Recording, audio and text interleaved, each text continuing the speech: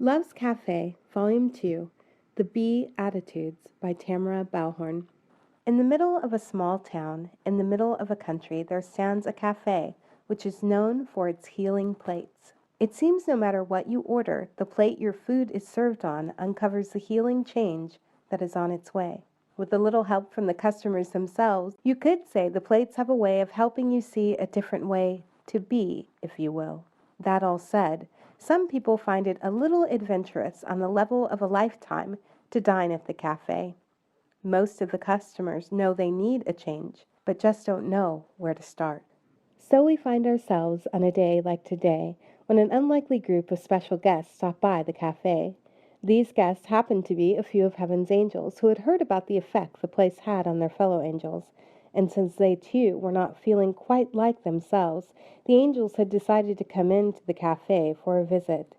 They wondered if Chef Francis could promote a little healing in them too, for they too were a bit discouraged and worn down from all the work they were doing on earth. The angels took their seat and looked at the menu.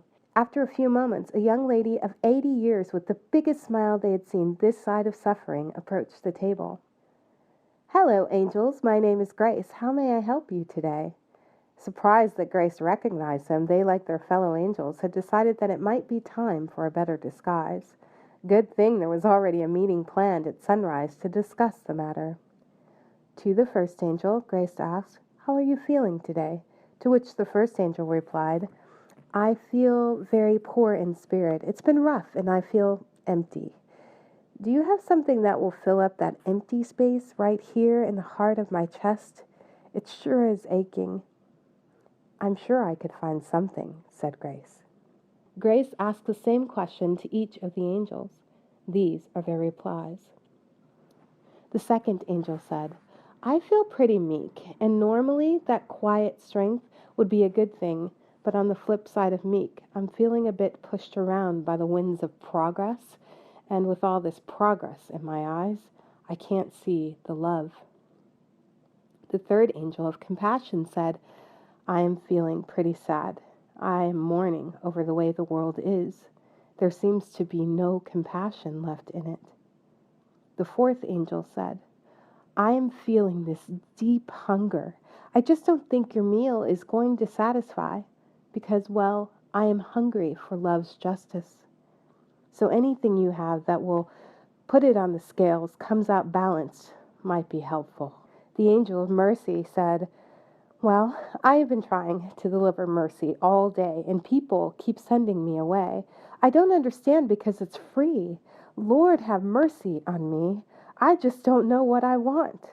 Where is the love? Do you have any of that back there in that kitchen?" The next angel of purity, wearing the whitest gloves you ever saw, wiped his finger across the table and said, "Yep, this is one of the cleanest places I have seen. No matter, though.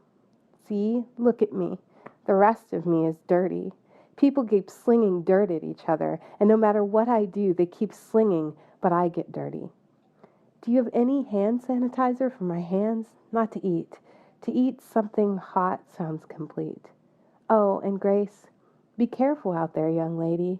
It sure is messy." Grace just smiled and nodded.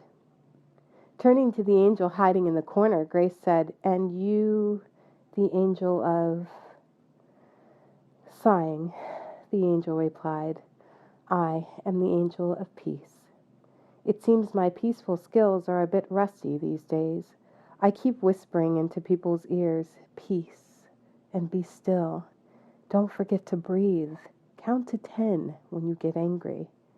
And people just don't seem to hear me.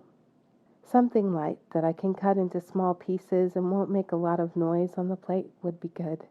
Finally, the last angel, who was hiding underneath the table, bruised and bandaged from the battle, said, "I am suffering because I love, but I feel very lonely, almost without hope. I always believed that heaven could come to the hearts of all here on earth, but I am not so sure they want it. I am not feeling so hungry, but I will take anything you have that might help me keep up my strength. I still believe, and I am trying to keep my hope. Do you have any fresh veggies?" "Sure do," said Grace.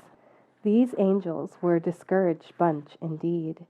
Grace looked at all of them, thanked them for sharing, and suggested that they try a little salmon salad with lots of fresh veggies, water, bread, and the fast becoming famous angel food cake.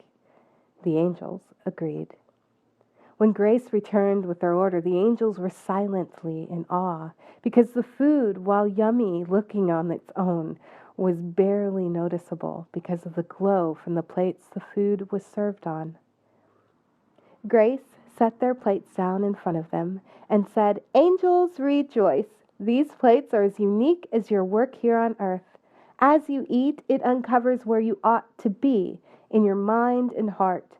The rest will follow." "It's about attitude," said the other servers, whose names also happened to be Grace.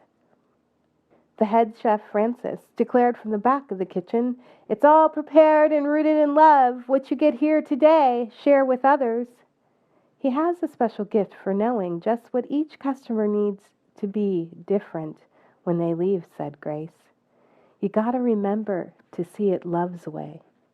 And Grace walked away to get more earth juice. Water, of course. The first angel, who was poor in spirit, uncovered his plate which read, "Blessed are the poor in spirit, for theirs is the kingdom of heaven." The second angel uncovered, "Blessed are the meek, for they shall inherit the earth." The third angel uncovered, "Blessed are they who mourn, for they shall be comforted." The fourth angel uncovered, "Blessed are they that hunger and thirst for justice, for they shall have their fill." The angel of mercy uncovered, "Blessed are the merciful, for they shall obtain mercy." The angel of purity uncovered, "Blessed are the clean of heart, for they shall see God." The angel of peace uncovered, "Blessed are the peacemakers, for they shall be called the children of God." And the angel who suffered uncovered, "Blessed are they that suffer persecution for justice' sake, for theirs is the kingdom of heaven." And all the angels replied, Amen.